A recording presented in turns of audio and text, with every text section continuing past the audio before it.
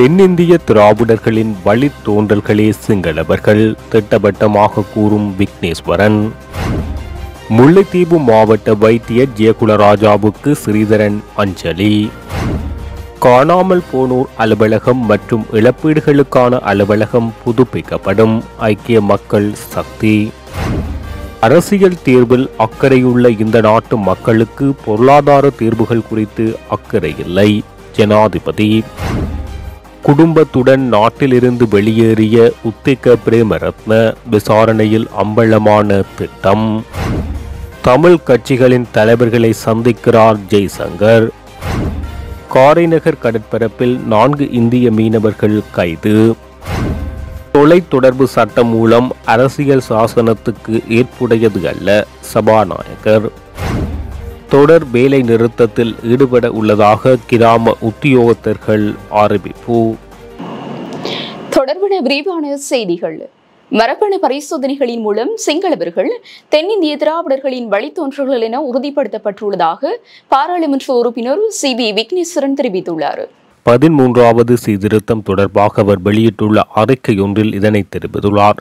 அத்துடன் கிபி 6 மற்றும் 7ஆம் நூற்றாண்டுகளிலேயே சிங்கள மொழி தோன்றியதாகவும் அதற்கு முன் சிங்கள இனம் இருந்திருக்க வாய்ப்பில்லை எனவும் அவர் சுட்டிக்காட்டியுள்ளார். மேலும் பாராளுமன்ற உறுப்பினர் மெர்வின் சில்வா குறிப்பிடுவது போல் துட்ட கைமுனு ஒரு சிங்கள மன்னன் இல்லை. துட்ட கைமுனு வாழ்ந்த காலத்தில் சிங்களம் என்ற ஒரு மொழியே இல்லை. துட்ட கைமுனு ஒரு சிங்கள மன்னன் என கூறும் மெர்வின் சில்வா இதற்கான விளக்கத்தை அளிக்க வேண்டுமென விக்னேஸ்வரன் குறிப்பிட்டுள்ளார். அத்துடன் பாலி மற்றும் தமிழ் ஆகிய மொழிகளின் கலவையிலேயே சிங்கள மொழி உருவாக்கப்பட்டது. இலங்கையில் பௌத்த மதம் அறிமுகப்படுத்தப்பட்டதோடு பாலி மொழியும் கொண்டு வரப்பட்டது. ஆனால் தமிழ் மொழியே இலங்கை தீவின் ஆதி மொழி என அவர் சுட்டிக்காட்டியுள்ளார். முல்லைத்தீவு மாவட்ட வைத்திய பொறுப்பதிகாரியாக பணியாற்றிய வைத்தியர் ஜெயகுலராஜாவுக்கு பாராளுமன்ற உறுப்பினர் சிவஞானம் ஸ்ரீதரன் அஞ்சலி செலுத்தியுள்ளார்.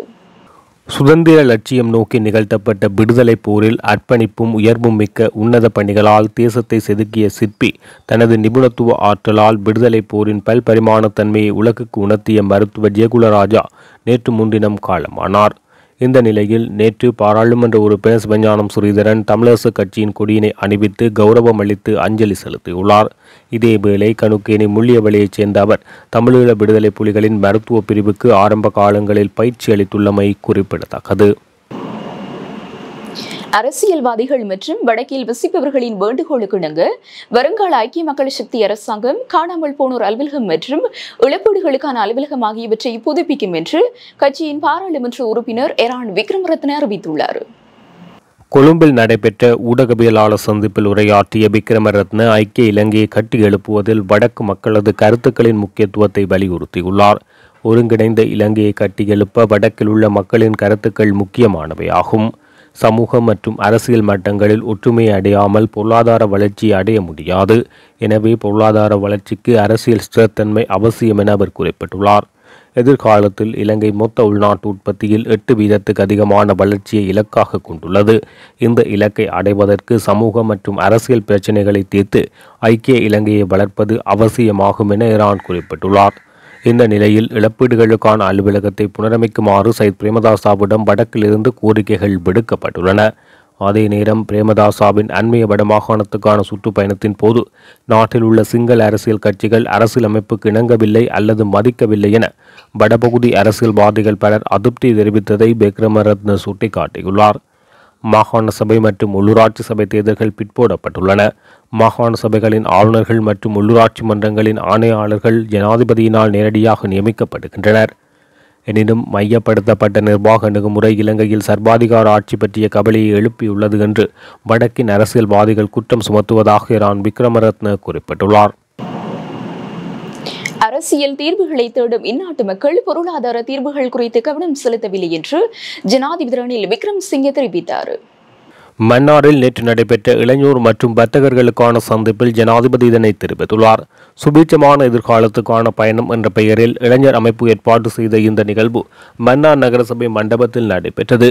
இந்த நிகழ்வு வடக்கு மாகாண கல்வி அமைச்சினால் ஏற்பாடு செய்யப்பட்டது. கோவிட் பொருளாதார நெருக்கடியின் காரணமாக 4 வருடங்களாக தொழில்களை வழங்க முடியாமல் போனதோடு தொழில் கிடைத்த பலரும் அவற்றை இழந்து நிற்கும் நிலைமை ஏற்பட்டது. இந்த பிரச்சினைக்கு தீர்வு காண வேண்டியுள்ளது என ஜனாதிபதி தெரிவித்துள்ளார். அதனால் புதிய பாதையில் சென்று தொழில் வாய்ப்புகளை உருவாக்க வேண்டுமா, இல்லாவிட்டால் பழைய முறையில் சென்று வீழ்ச்சியடைவதா என்பதை தீர்மானிக்க வேண்டும் என ஜனாதிபதி வலியுறுத்தியுள்ளார். இதனையடுத்து மன்னார் மாவட்ட வர்த்தகர்களுடன் நேற்று இடம்பெற்ற சந்திப்பில் அரசு முன்மொழிந்திருக்கும் வேலை திட்டங்களுடன் முன்னோக்கி பயணிக்கும் பட்சத்தில் எதிர்காலத்தில் பெருமளவான முதலீட்டாளர்கள் நாட்டுக்கு வருகை தருவார்கள் என ஜனாதிபதி சுட்டிக்காட்டியுள்ளார். காலத்துக்கு காலம் பொருளாதார கொள்கைகளை மாற்றிக்கொள்ளாமல் சரியான பொருளாதார கொள்கையை தொடர்ச்சியாக பின்பற்றினால் நாடு முன்னேற்றம் அடையும் என்று ஜனாதிபதி தெரிவித்தார். இதற்காக பொருளாதார மறுசீரமைப்பு சட்ட மூலத்தை சமர்ப்பித்திருப்பதாகவும் ஜனாதிபதி ரணில் விக்ரமசிங்க சுட்டிக்காட்டியுள்ளார். சரிவடைந்த பொருளாதாரத்தை குறுகிய காலத்தில் கட்டியெழுப்ப தன்னால் முடிந்ததென தெரிவித்த ஜனாதிபதி, பொருளாதாரம் வலுவடையும் போது அதன் பலன்கள் சகல தரப்பினருக்கும் கிடைக்கும் என குறிப்பிட்டுள்ளார். மேலும் மன்னார் மாவட்டத்தில் மேற்கொள்ளப்பட இருக்கும் பரந்தளவான அபிவிருத்தி செயற்பாடுகள் குறித்தும் ஜனாதிபதி விளக்கம் அளித்துள்ளார். ராஜாங்க அமைச்சர் காதர் மஸ்தான், பாராளுமன்ற உறுப்பினர் செல்வம் அடைக்கலநாதன், வடக்கு மாகாண ஆளுநர் PSM சார்ல்ஸ் உள்ளிட்ட அரசியல் பிரதிநிதிகள் பலரும் கலந்து கொண்டனர்.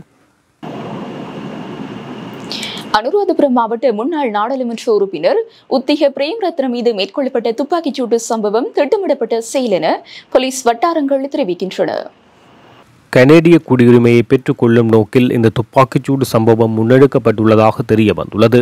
உத்திக பிரேமரத்ன மற்றும் குறித்த பிரதேசத்தின் உதவி போலீஸ் அத்தியட்சர் ஒருவரும் இணைந்து இந்த தாக்குதலை திட்டமிட்டுள்ளதாகவும் அதற்கு பயன்படுத்தப்பட்ட கைத்துப்பாக்கி உதவி போலீஸ் அத்தியட்சருக்கு போலீஸ் திணைக்களம் வழங்கிய உத்தியோகபூர்வ கடமை துப்பாக்கி என விசாரணையில் கண்டுபிடிக்கப்பட்டுள்ளது. இந்த கைத்துப்பாக்கியை அரசு ஆய்வாளருக்கு அனுப்பி அறிக்கை பெறுமாறு குற்றப்புலனாய்வு துறைக்கு நீதிமன்றம் உத்தரவிட்டுள்ளது. இது தொடர்பிலான அறிக்கைகள் கிடைத்தவுடன் சந்தேக நபர்கள் கைது செய்யப்பட்டு நீதிமன்றத்தில் முன்னிலைப்படுத்தப்படுவார்கள் என குற்றப்புலனாய்வு பிரிவினர் நீதிமன்றத்தில் அறிவித்துள்ளனர். எவ்வாறாயினும் உத்திக பிரேமரத்ன தனது பாராளுமன்ற உறுப்பினர் பதவியை ராஜினாமா செய்துவிட்டு தற்போது தனது குடும்பத்துடன் கனடாவுக்கு சென்றுள்ளமை குறிப்பிடத்தக்கது. ஐக்கிய மக்கள் சக்தியின் 20 லட்சம் அங்கத்தவர்களை இணைக்கும் வேலை திட்டத்தின் கீழ் 3வது கட்ட நிகழ்வுகள் வவுனதீவில் ஆரம்பித்து வைக்கப்பட்டுள்ளது. இந்த நிகழ்வானது ஐக்கிய மக்கள் சக்தியின் மட்டக்களப்பு தொகுதி அமைப்பாளர் தயானந்தன் தலைமையில் நேற்று நடைபெற்றது.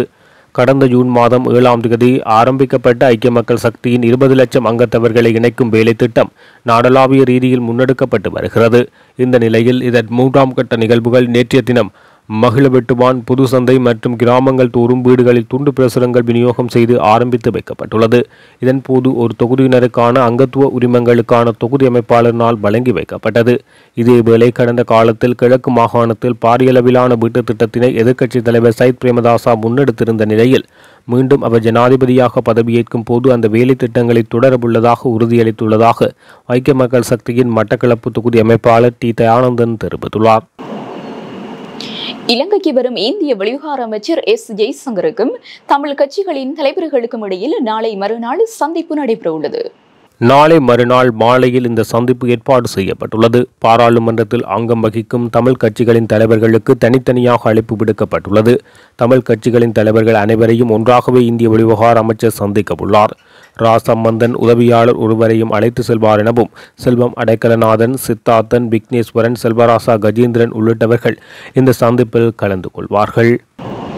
இலங்கை கடற்பரப்பில் மீன்பிடித்த குற்றச்சாட்டில் 4 இந்திய மீனவர்கள் இலங்கை கடற்படையினரால் நேற்றிரவு கைது செய்யப்பட்டனர். யாழ்ப்பாணம் காரைநகர் கடற்பரப்பில் மீன்பிடித்துக் கொண்டிருந்த ஒரு படகையும் அதில் இருந்த 4 இந்திய மீனவர்களையும் எல்லை தாண்டி மீன்பிடித்ததாக கடற்படையினர் கைது செய்துள்ளனர். கைதான மீனவர்கள் மயிலிட்டு மீன்பிடி துறைமுகத்துக்கு அழைத்து செல்லப்படுவதுடன் கைதானவர்களை கடற்தொழில் நீரிய வளத்துறை திணைக்களத்தினரிடம் ஒப்படைத்து ஊர்காவல்துறை நீதிமன்றத்தில் முற்படுத்த நடவடிக்கை எடுக்கப்பட்டுள்ளது. கடந்த ஜூன் 15ஆம் தேதி முதல் இந்தியாவில் 2 மாத கால மீன்பிடி தடைக்காலம் முடிவுக்கு வந்து இந்திய மீனவர்கள் கடற்தொழிலில் ஈடுபட ஆரம்பித்துள்ளனர்.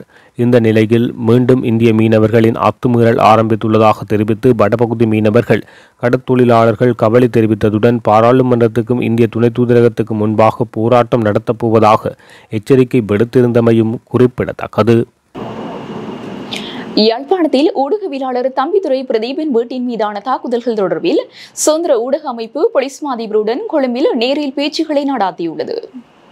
யாழ்ப்பாணத்துக்கு வருகை தந்திருந்த சுதந்திர ஊடக இயக்க தலைவர்களுடன் யாழ் ஊடக அமையம் குறித்த தாக்குதல் தொடர்பில் எடுத்து கூறியதுடன் தனது வன்மையான கண்டனத்தையும் பதிவு செய்தது. ஏற்கனவே தாக்குதல் தொடர்பில் ஜனாதிபதி மற்றும் எதிர்க்கட்சி தலைவரது கவனத்துக்கு எடுத்து செல்லப்பட்டதுடன் சர்வதேச ஊடக அமைப்புகள் மற்றும் கொழும்பில் உள்ள தூதரக வட்டாரங்களுக்கும் அறிக்கையிடப்பட்டது.